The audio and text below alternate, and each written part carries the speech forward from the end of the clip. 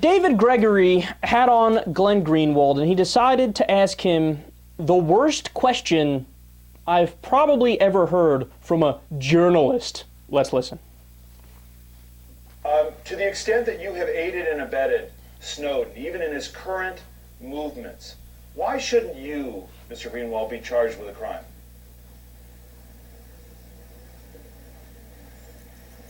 I think it's pretty extraordinary that anybody who would call themselves a journalist would publicly muse about whether or not other journalists should be charged with felonies. The assumption in your question, David, is completely without evidence, the idea that I've aided and abetted him in any way.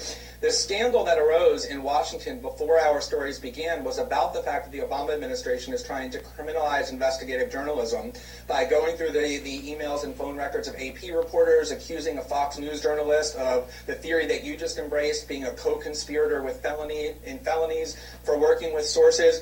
If you want to embrace that theory, it means that every investigative journalist in the United States who works with their sources, who receives classified information, is a criminal. And it's precisely those theories and precisely that climate that has become so menacing in the United States. It's why the New Yorker's Jane Mayer said investigative reporting has come to a standstill, her word, as a result of the theories that you just referenced.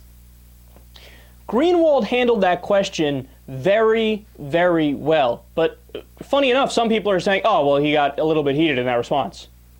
Okay, no.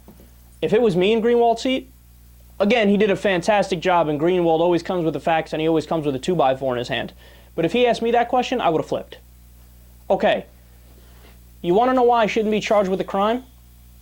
The First Amendment of the United States Constitution. Why don't you look into that, David Gregory, before you ask me another dumbass question like that?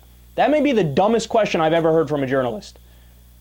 The First Amendment protects freedom of the press, is one of the protections in there. Freedom of the press. So, you know what I was doing by reporting those facts?